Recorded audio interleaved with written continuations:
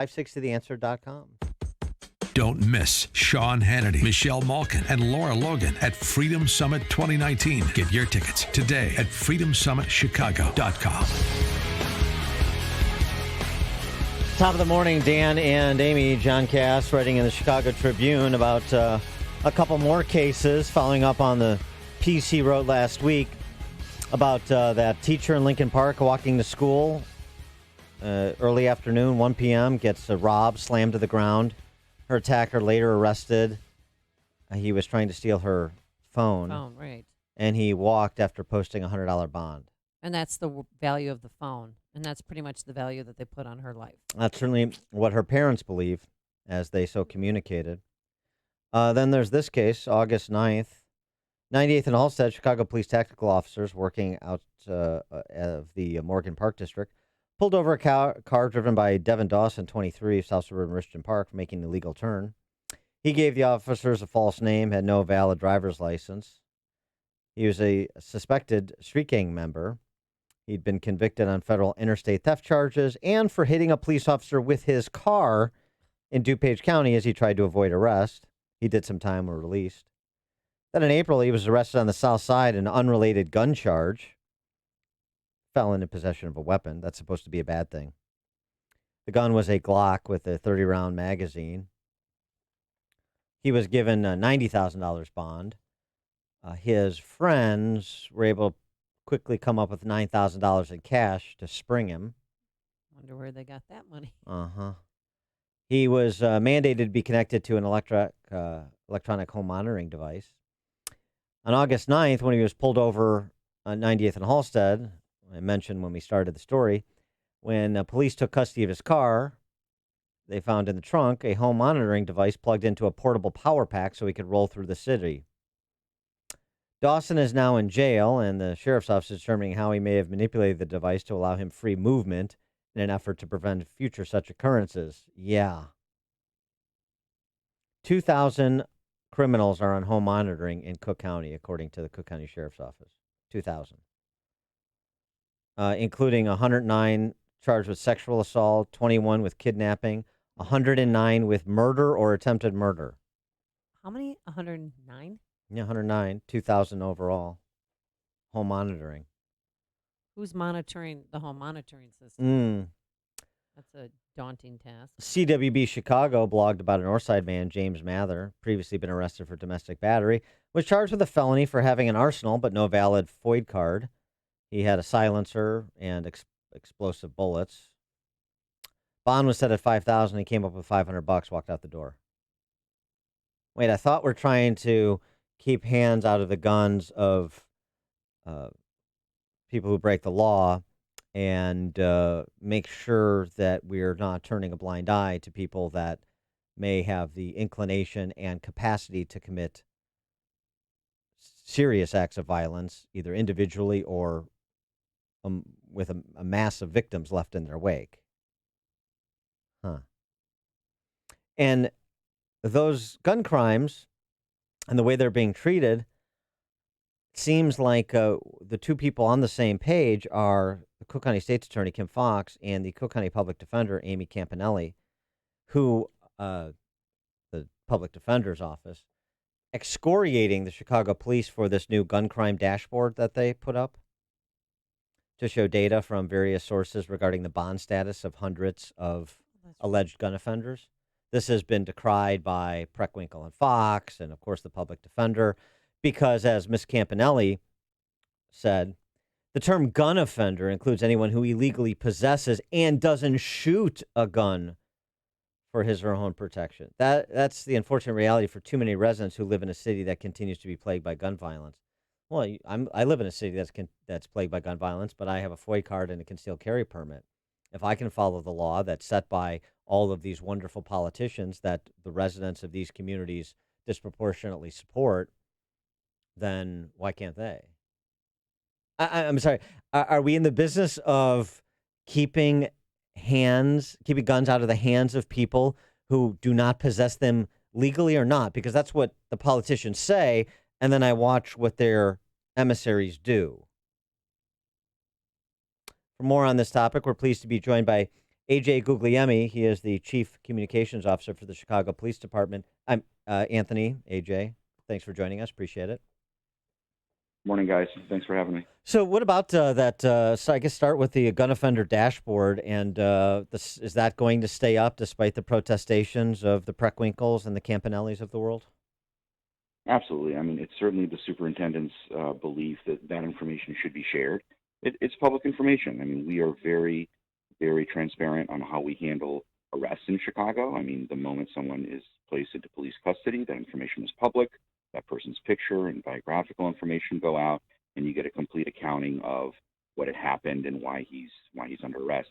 What's not so transparent and what hasn't been is what happens after you leave the police department. Where's the rest of the criminal justice system? Pretrial, court disposition, and even community supervision, like what's happening to these individuals. And that's part of what we want to the story that we want to start to tell. Many other counties in Illinois have a much more transparent judicial and criminal justice system. And we're trying to build that so that people can see what's happening to gun offenders in Chicago, because I heard your summary, and we've got to change the culture of carrying guns in this city, because too many people are dying, and it's really the police and the prosecutors every single day who are becoming the voice for these voiceless victims who've been silenced by gun violence. We have to make those calls to these families. We have to deal with this grief, and it feels like sometimes we're the only ones. And I know you've so far confiscated, 6,000 plus weapons, illegal weapons from people? 7,200. Oh, now it's up to, wow, that's great, 7,200. So where are these weapons coming from? So primarily our bordering states. I mean, 40% come from the state of Illinois itself. But here's a remarkable statistic that I found out. I actually found this last year. So we were wrapping up the crime summary, and I was taking a look at New York and Los Angeles crime numbers, and I noticed in New York City, which has roughly 8 million people, the percentage of people that commit homicides, the percentage of people that use guns to commit homicide was about 70%. Guess what it is here in Chicago? 95. Exactly, over 95%. And that tells me something. That tells me that it's so easy to carry and use a gun here in Chicago that that's the weapon of choice. In New York, they've begun to change the culture about carrying a gun because there's penalties with it. So people are finding other ways to commit their terrible acts. But we need to do the same thing with gun violence in America that we've done with DUI. 15, 20 years ago, everybody thought you'll never stop DUI. Everybody likes to go have a drink, and it's very difficult to prevent. But what we did as a society is we did a lot of public education, and we stiffened the penalties for driving while intoxicated. Automatic loss of a license, up to 1 year, and the penalties are pretty severe, even prison time. And what you saw over the last 15 plus years is the amount of people getting arrested for DUI has gone down and down and down because we've taken a very smart approach to it. And I think we need to do the same thing about gun violence. I mean, we had these terrible shootings across this country just 3 weeks ago. And I read that blog post in CWB, and I saw that here's an individual that has weaponry and bullets and a silencer. You forgot to mention there was a silencer. I mentioned two of them. Yeah. In his little cache of weapons here. I mean, those are weapons that do not belong on the streets of Chicago, let alone anywhere. We've got to send a message about that, because coming up with $500, I don't know that that's the right one. Well, I mean, look, there's a couple of things at play here. One is the existence of guns and the fool's errand and the fool's rhetoric you hear from politicians in this state and in Chicago, and sometimes law enforcement too, that you're going to somehow round up all the guns or round up even just all the illegal guns. It's like trying to put toothpaste back in the tube. This is a behavior problem, and it's a culture problem, and guns are the instrumentality of the culture problem. And so it's also a law enforcement problem on the state's attorney's side, as per this $500 bond for this guy who shouldn't own any weapons because he's got a domestic battery arrest and ostensibly conviction. I will say this about the state's attorney, and certainly it's no secret that we have our conflicts, but it is the state's attorney's office that's approving these gun cases, and it's the state's attorney's office that's taking them to court. So they need credit for that. And I'll tell you this about the state's attorney Fox. One thing that we are incredibly grateful for, I should say two things we're incredibly grateful for. She's assigned prosecutors to work out of the Chicago police districts. There's six of them, I believe, where instead of going to 26 and Cal, these lawyers, these attorneys are coming to the police districts. They're sitting in a desk near a police officer, and they're going over each one of our cases to try to build stronger cases. And that's a model that we've seen in other cities. It's a very successful model, also used in the federal system. And I can tell you that it's working. The relationship between those line level prosecutors and officers is really developing, and we're starting to see much stronger cases. So we are very grateful for the state's attorney for doing that. We think it's very proactive. The second big piece, we talk a lot about this bond issue, and quite frankly, I think people are acknowledging that there's some disagreement among the city and other individuals. But here's what we're going to do about it.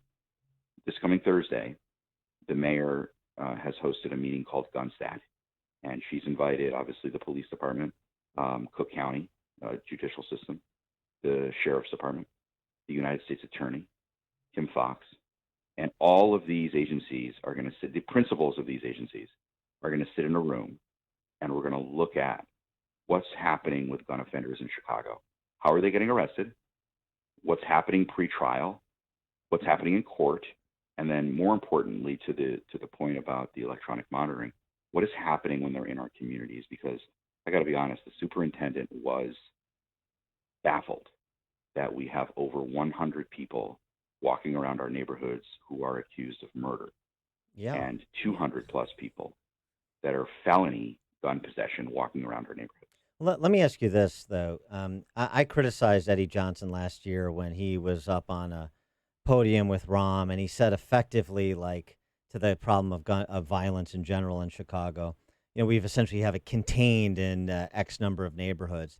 And I said, look, the job of a city and the police department for a city is not to contain violence the way George Kennan talked about containing the spread of communism during the Cold War. It's to stop violence, to interdict violence. But my sense is maybe, thinking about it and watching this play out for the last year, including under the new mayor, is that, you know what?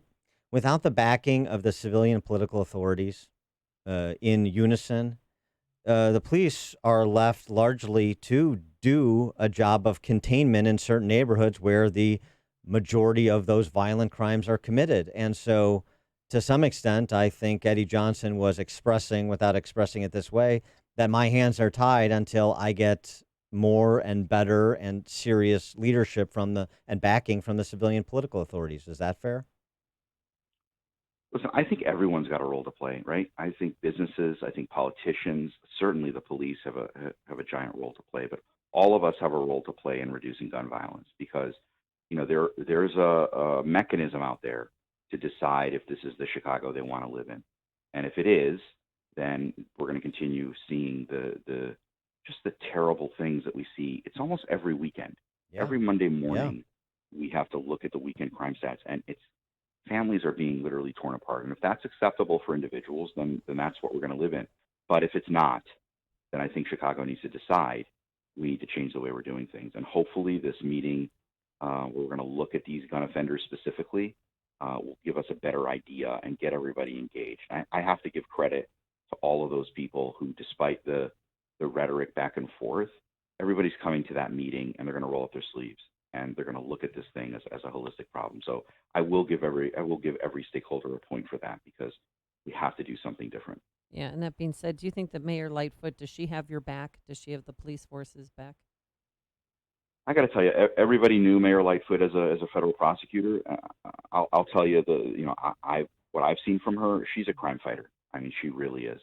She prosecuted very difficult cases in the federal system.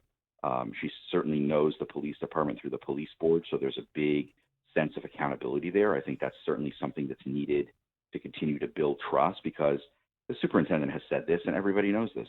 CPD has not been the greatest partner over the generations. And I can tell you now that everything we do is designed around rebuilding that trust and fixing some of the wrongs that have been done. But that needs to continue. So we've embraced that consent decree. I think Mayor Lightfoot is the perfect person to lead us through that. And what people don't know about her, though, is that she is a prolific crime fighter. I mean, she gets down to the specifics when it comes to just violence in the city. Everybody's heard about her Accountability Tuesdays. What those are it's her version of looking at crime in the city, much deeper than we've ever done before. I mean, she wants to know what's happening to the people we arrest. She was personally briefed on that individual that, had had the electronic monitoring issue in his car. Just as flabbergasted as the superintendent was. So I will give her a lot of credit for that. And so far, 3 months in, we're pretty pleased with with some of the things we're seeing. So the FOP is wrong to bristle at the consent decree? The consent decree is going to help the department really invest in areas that have been neglected by the city for generations. And that's really what we're coming down to. I mean, the fact that Chicago police officers were not afforded the opportunity for annual training, I don't even know how to defend that. I mean, I came from Baltimore police, and I can tell you every year, 40 hours, officers have to go to federal training. I came from the federal government before that. Connecticut, I worked in police there. Every officer has to go through 40 hours of annual training, but in Chicago, that wasn't happening. And there's so many things changed. It's such an important job. The fact that we weren't investing in our most important asset, which is the men and women on the street, it just showed you that there were some things that were broken down. So the consent decree is going to fix a little bit of that. It's going to kind of look at the practices and policies of the department. It's going to fix some things there. And I do think in the end, we're going to look back maybe 5-10 years from now and say that it was a good exercise. He is Anthony Guglielmi, Chief Communications Officer for the Chicago Police Department. Anthony, thank you for joining us. Appreciate it. Thanks, guys. Have a great day. You too. And he joined us on our turnkey.pro answer line. Before you see it on TV, share it on Facebook, or read about it in the paper. Hear it here first. This is Chicago's Morning Answer.